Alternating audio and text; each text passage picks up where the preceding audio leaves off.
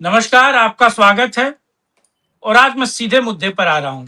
दरअसल ये प्रोग्राम जो आप देखने जा रहे हैं, इसमें नन्हे भाई ये कह रहे हैं कि यूजीसी वाले टॉपिक के बचाव करने के लिए नरेंद्र मोदी ने पहले बीजेपी के नेताओं को उतारा, उसके बाद आईटी सेलियों को उतारा, उसके बाद यूट्यूबर्स को उतारा और अब यूजीसी पे बचाव करने के लिए नरेंद्र मोदी ने उतारा है संत महाराजों को, यानी कि संत समाज को, जिसमें साध्वी ऋतंबरा हैं, उसमें बहुत ज्यादा बाबा हैं, उसमें कहा जाए कि बहुत सारे लोग हैं अलग अलग गेरुआ वस्त्रधारी। तो नरेंद्र मोदी की क्या आवश्यकता पड़ गई, या ये डैमेज कंट्रोल नहीं हो रहा यूजीसी वाला, कि जिसके चक्कर में कहा जाए कि अब संत समाज को मोदी जी के लिए बैटिंग करनी पड़ रही है। ये ये पॉइंट है नन्हे भाई का, मेरा नहीं है। ठीक। जी लेकिन मैं थोड़ा इस अतिरेक भी नहीं हूं, मैं इससे विरोध में भी नहीं सोचता हूं, और मैं पूर्णतः इस पॉइंट को इस तरीके से भी नहीं देखता हूं जिस तरीके से नन्हे भाई देखते हैं। तो नन्हे भाई का एक पॉइंट है, जरा उसको समझते हैं, और बीच में मुझे जहां लगेगा कि नन्हे भाई का पॉइंट थोड़ा उसको मैनेज करना चाहिए, वहां से मैं मैनेज करूंगा। नन्हे भाई, आपको क्यों ऐसा लगता है? श्रीकांत में देखिए, पहली बात पता क्या है, मेरी आवाज सही आ रही है आपको? ठीक है, मैं अपनी बात शुरू करता हूं। संतों का सम्मेलन हुआ, साक्षी महाराज, ऋतंबरा जी, मैं सच बताऊं, मैं उनकी इतनी पूजा करता हूं कि आप सोच नहीं सकते। मैं उनको राम के बराबर दर्जा देता हूं। तो इस बात से क्लियर हो गया कि मैं ऋतंबरा जी के विरोध में नहीं हूं, सनातन के विरोध में नहीं हूं। सर, साध्वी ऋतंबरा ने अपना पूरा जीवन सनातन के लिए कुर्बान कर दिया। राम मंदिर आंदोलन हो और उसके बाद सर जो उन लोगों ने झेला है सर, उन्होंने नहीं सर, जो आज जो भाजपा में पुराने लीडर्स हैं ना सर, उसमें दो नाम लूंगा सर मैं स्पेशली, मैं जिन दो लोग को पर्सनली जानता हूं, महेंद्र नाथ पांडे और आजकल जो एलजी हैं अपने मनोज सिन्हा जी, कश्मीर वाले पूर्व रेल मंत्री। सर ये दोनों लोग गाजीपुर से आते हैं और मेरे घर के आसपास इनके गांव हैं।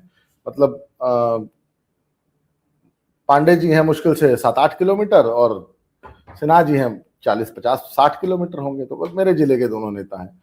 और मैं सर इनको पता है कब से फॉलो कर रहा हूं, जैसे मैं भाई परिवार वाली बात कर रहा हूं कि मेरा परिवार इनको 90s से जानता है, अर्ली 90s से। 91 में हमारा स्कूल खुला गाजीपुर में, तो ये दोनों लोग वहां उस दिन मौजूद थे, उद्घाटन के दिन।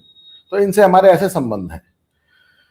श्रीकांत भाई, साध्वी ऋतंबरा साधु हैं, संत हैं, सन्यासी हैं, साध्वी हैं। वो भाजपा की प्रवक्ता नहीं है।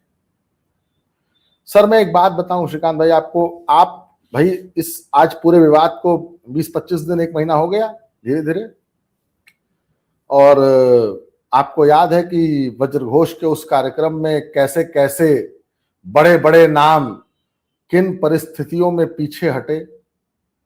एक वक्त तो ऐसा भी आया था कि भाई प्रोग्राम कैंसिल भी हो सकता है, पर मैं साधुवाद दूंगा अपनी बहन शालिनी को कि उन्होंने सब विषम परिस्थितियों में भी हमारे साथ खड़ी रही, आज भी खड़ी हैं। क्योंकि वो मेरे पिताजी को, मुझे, बाबा की खरी खोटी तो जिंदगी को जानती हैं कि आज हम एक विषय पे मोदी से विरोध हमारा चल रहा है, लेकिन सर गर्दन कट जाएगी, वोट मोदी को ही पड़ेगा, वोट भाजपा को पड़ेगा सर, वोट सनातन को पड़ेगा। लेकिन अब आता हूं साध्वी ऋतंबरा वाली बात पे, वो भाजपा की प्रवक्ता नहीं है सर, वो एक साध्वी हैं। सनातन की बात करें, हिंदुत्व की बात करें, भारत की बात करें, समाज की बात करें, पूरे विश्व की बात करें, पर उनको सर ऐसे डिफेंड नहीं करना चाहिए मोदी जी को। मुझे नहीं लगता मोदी जी के पास पूरा निशिकांत गडकरी हैं, निशिकांत गडकरी, नितिन दुबे, आप समझ रहे होंगे मैं किन दो बड़े नेताओं की बात कर रहा हूं सर। वो डिफेंड करने के लिए रखे हुए हैं ना उन्होंने, मोदी जी ने चमचे अपने। सर एक फिल्म आई थी अनिल कपूर की, उसमें एक सीन है कि तुम चमचे हो, छुरी या कांटा मत बनो। तो सर मोदी जी के पास चमचों की एक पूरी लाइन है। वो कई सारे राष्ट्रवादी पत्रकार हैं जिनको यूट्यूब के डॉलर से मतलब पैसा लेना है अमेरिका से, डोनाल्ड ट्रंप से, पर मोदी जी के साथ रहना है, चाहे जो मर्जी हो जाए, सवर्ण ऐसी तैसी अपनी करा ले, पर रहना मोदी जी के साथ है। मेरा मोदी जी से कोई विरोध नहीं है सर, लेकिन यूजीसी पे मेरा उनसे विरोध है सर। वोट बीजेपी को, चाहे सर बीजेपी जैसे डमी कैंडिडेट खड़ा करेगी ना, जैसे गाजीपुर में सर खड़ा किया था एक डमी कैंडिडेट मनोज सिन्हा जी के कहने पे, बहुत बुरी तरह हारा है। और लोग कहते हैं सर ठाकुरों ने हरा दिया है, ब्राह्मण तेरी कब्र खुदेगी, ब्राह्मणवाद मुर्दाबाद। तो सर बीजेपी ठीक है, श्रीकांत भाई ओके, हाँ ठीक है, बताएं अगला सवाल पूछें। ये आप, क्योंकि आपने अच्छा खासा समय हरियाणा में बिताया है, हरियाणा की एक कहावत है कि पंचों की बात सर माथे पर नाला वहीं से बहेगा जहां से वो बह रहा है। यानी कि साध्वी ऋतंभरा पूजनीय भी हैं, ये भी हैं, वो भी हैं, मोदी जी भी पूजनीय हैं, उनको वोट दिया जाएगा पर उनका विरोध किया जाएगा। लेकिन एक बड़ा विषय ये भी है, आप समझिए ना, मैंने देखा सोशल मीडिया में, मैं आप पर टारगेट नहीं कर रहा हूं, मैंने कुछ पत्रकारों को देखा जो महज साध्वी ऋतंभरा ने काजल हिंदुस्तानी का जो बयान था उस मंच पर, उसके विरोध में, या फिर कहा जाए कि उसको लेकर एक अलग बात कही। उन्होंने कहा कि भाई, कि गाय को इतना भी द्रोही नहीं होना चाहिए, या गाय को इतना भी समस्या नहीं होनी चाहिए कि गाय गाय जो है वो ग्वाले को छोड़कर चारे के लालच में, वो जो देखिए आपके पीछे पीछे हरी पत्तियां नजर आ रही हैं मुझे, तो ऐसी हरी पत्तियों के लालच में वो कसाई के बाड़े में जाकर बैठ जाए और उसको लगे कि साहब कसाई चलिए अच्छा चारा तो खिला रहा है। वो ग्वाला जो उसको हमेशा से पालता है, जो उसके सुख दुख का साथी है। तो आदमी को केवल एकाध मुद्दों को छोड़कर हर एक मुद्दों पर पट्टी नहीं बांध लेनी चाहिए। लेकिन क्या हम यूजीसी का विरोध कर रहे हैं, ठीक है, आपने और तमाम लोग कह रहे हैं कि हम बटेंगे तो कटेंगे, ये बात ठीक है, मोदी ने उसके विरोध में किया, यूजीसी लाए जिससे वो समाज बट रहा है। लेकिन क्या हम नहीं बट रहे हैं? यूजीसी के विरोध के चक्कर में क्या हम नहीं बट रहे हैं? और जो अगर हम बट रहे हैं तो क्या हम नहीं कटेंगे? क्योंकि मुहाने पर बंगाल भी है, मुहाने पे आसाम भी है, मुहाने पे तमिलनाडु भी है, और इस मुहाने के दूसरे छोर पर उत्तर प्रदेश भी बैठा है।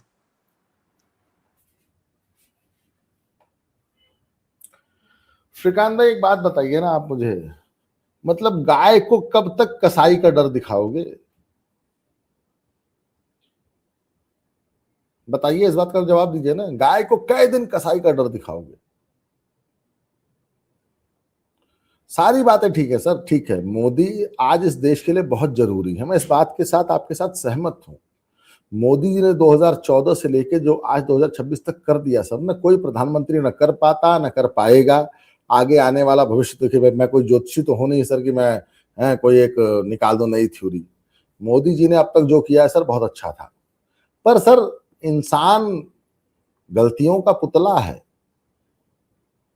भाई मोदी जी ने पहले गलती की है ना, कृषि कानून, 3 कृषि कानून जो काले कानून बताए गए, मोदी ने वापस लिया है। सर यूजीसी को रोल बैक मत करिए, उसमें संशोधन कर दीजिए ना। मतलब कोई मेरे पे झूठा इल्जाम लगा देगा और बाद में अगर मैं इनोसेंट हो जाऊं तो मतलब मैं फिर क्रॉस केस कोई मुकदमा या अपनी बात कहीं रख नहीं सकता सर, ये गलत बात है सर। मुझे यूजीसी में मतलब एक यही दिक्कत समझ आ रही है यूजीसी में मुझे। नहीं, मैं इसमें एक अलग बात कहता हूं यार। आप विरोध कीजिए, सही है, अति कर लीजिए, चलिए, अति सर्वत्र वर्जते, अति भी, और जिसे कहते हैं कि आप आग करिए, ये भी मान लेता हूं। लेकिन 19 तक ठहरिए ना। अगर सरकार अपना कोर्स करेक्शन कर 29 रही है, सरकार 29 गलतियों 29 को ठीक कर रही है, सुप्रीम कोर्ट में ठीक कर रही है, और उसका एक कदम आपने देखा जब सॉलिसिटर जनरल ने साहब इस मुद्दे पर शांत रहे, न्यूट्रल रहे, क्योंकि इसके समर्थन में बोलते या विरोध में बोलते तो सरकार का एक पक्ष सीधे तौर पर निकल कर आता, उससे बवाल और बढ़ता। तो जब सरकार इसका समाधान कर ही रही है सुप्रीम कोर्ट के थ्रू, क्योंकि कभी कभी आप ये कोशिश करते हैं कि सांप भी मर जाए और लाठी ना टूटे, ऐसी लाठी आप सुप्रीम कोर्ट में तैयार कर रहे हैं, सुप्रीम कोर्ट के थ्रू सांप को मारने की कोशिश कर रहे हैं। तो लेकिन सोच, 19 के बाद जितना भी आग करना है उतना करिएगा, क्या दिक्कत है? ठीक। सर एक बात बताइए, 2-4 आंदोलन मेरे सामने जो मेरे होश में हुआ मैं आपको बताऊं। अन्ना आंदोलन, वो पहला बड़ा आंदोलन था। रामदेव की पिटाई, रामलीला मैदान से उनका भागना, अन्ना फिर आंदोलन और रामदेव का आंदोलन, बीइंग ए जर्नलिस्ट में उस फील्ड में था, मैंने कवर किया उसे जी। सर फिर एक आया किसान आंदोलन, फिर आया पहलवान आंदोलन। सर सरकार ने कहीं ना कहीं एक रास्ता ढूंढा है ना। मतलब मोदी जी क्या चाहते हैं भाई? 11 12 13 महीने बैठे रहे किसान दिल्ली के आसपास, फिर मोदी जी ने वापस ले लिया। उसके बाद फिर बैठ गए पंजाब, 11 12 महीने वहां बैठे रहे। वापस लेने के बाद भी क्या मोदी जी ये चाहते हैं कि सवर्ण समाज भी ऐसे दिल्ली घेर के बैठ जाए? सर एक बात बताऊं, किसान आंदोलन स्पॉन्सर्ड था, शाहीन बाग भी, उससे पहले जाट आंदोलन, हरियाणा में जाट आंदोलन, उधर साला अपना सॉरी शब्द वापस लूंगा अपने में, अपना राजस्थान में जाट आंदोलन है, भाई हमको आरक्षण दो। सर ये सब का कोई निस्तारण, कोई इसका कोई इलाज हुआ ना? सर यूजीसी पे क्या चाह रहे हैं मोदी जी और क्या चाह रही है बीजेपी कि मतलब सवर्ण दिल्ली घेर के बैठ जाए, मतलब राहुल गांधी द्वारा स्पॉन्सर्ड हो जाए। सबको पता है सर कि दिल्ली कैसे घेरी जाती है। वो राकेश टिकैत ना भिखमंगा भिखारी है, उसकी औकात नहीं है 1 लाख ट्रैक्टर जुटाने की। सर वो स्पॉन्सर्ड है वर्ल्ड की मीडिया से, वर्ल्ड के ऐसे लोगों से जो इंडिया में गृह युद्ध चाहते हैं। और सर राहुल गांधी उनका एजेंट है, राहुल गांधी के थ्रू उनको मोनेटाइजेशन होता है ना, पैसे जाते हैं। तो मतलब क्या चाहते हैं आप कि कल को दिल्ली घेर के बैठ जाए सवर्ण और फिर इल्जाम लगे सवर्णों पे कि राहुल गांधी द्वारा स्पॉन्सर्ड थे ये सवर्ण? मोदी जी मतलब क्या, मोदी जी अगर मतलब एक मिनट ये माफी सवर्ण मांगेंगे कर्नाटक तो में होंगे? मुंह में दही जमा कर बैठे हैं। ये सवर्ण, जब कांग्रेस की सरकार ने कर्नाटक में रोहित वेमुला एक्ट को लागू कर दिया है, तेलंगाना उसे लागू करने जा रहा है, म्यूट हो गए हो, तो ये सवर्ण कर्नाटक में इनका सवर्णपना, या फिर कहा जाए कि इनका विरोध कहाँ चला जाता है, तेलंगाना में कहाँ चला जाता है, हिंदी पट्टी क्षेत्र में ही सारा विरोध और सब कुछ निकल कर आता है। ऐसा क्यों है धन्य भाई? कर्नाटक में बीजेपी को वोट नहीं मिला था क्या? भाई शिकार में बात सुनिए।